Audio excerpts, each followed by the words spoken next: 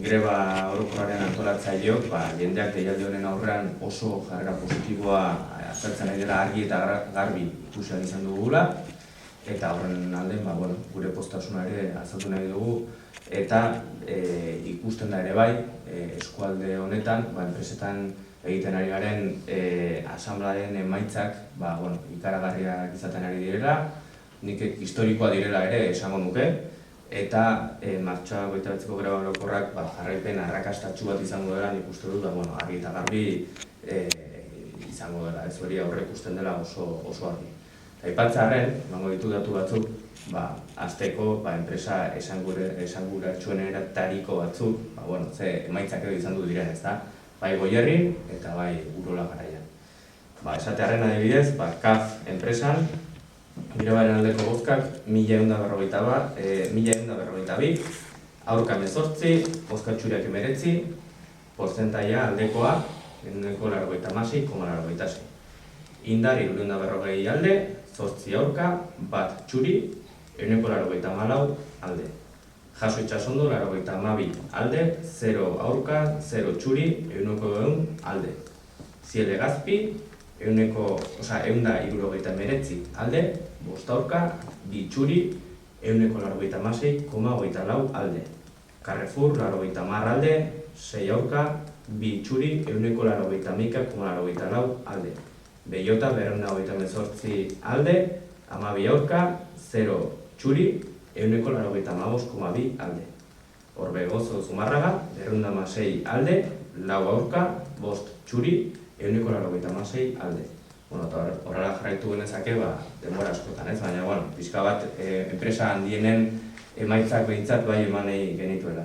Gero esan ere bai, honetaz aparte, Goierri eta Urola Garaiko udaletxe guztietan eta eskola guztietan langileek greba orokorraren alde atera direla, eta gainera urte askotan, orain arte grebatan itxi ez duten enpresak ere itxi egingo direla. Eta gaina, asanblada horietan, emaitzak ez dira justuak izan, ez da gutxagorik ere, egia esan gehiengo oso ateratzen ari dira eta oso aldeko bozka askorekin.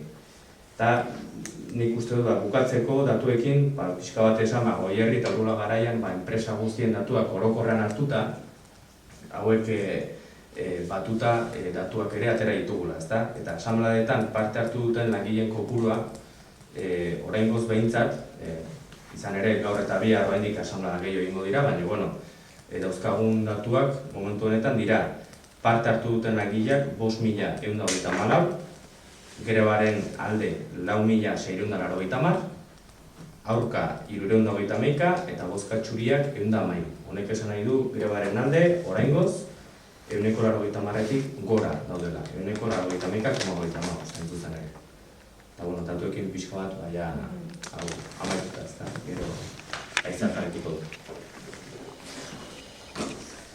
Esan nola ez, ikusten nahi enpresatan emaitza oso nagateratzen nahi diela, gehiengo handi batekin langileek greba honei baiezko ematen diela. Orduan, Mikelek esaten zen bezala, guztako emaitza beko sonak die, baina bai jendei animatu nahi diula langilei eta herritarrai oroar asanbladatan baiezko bozkatu dutenai eta greba honekin bat egiten duten guzti horiei mobilizazioetan parte hartzea. Garrantzi eman behar zaio, kale atera behar deu 29 greba egunen eta 29-tik aurrea netorriko dien edozein ekimenetan. Orduan, 29 goizen Gipuzkoan Donosti manifestazioa izango da, eta hemen Goierri eta Urola Garaiko langile eta herritarrai deialdi egiten zaigu goizeko 11:00 Anoetatik abiatzeko. 3 zutabe izango die, eta gero 3 zutabek elkartuko ga. Orduan gu, 11:00 Anoetako futbol zelaian izango ga.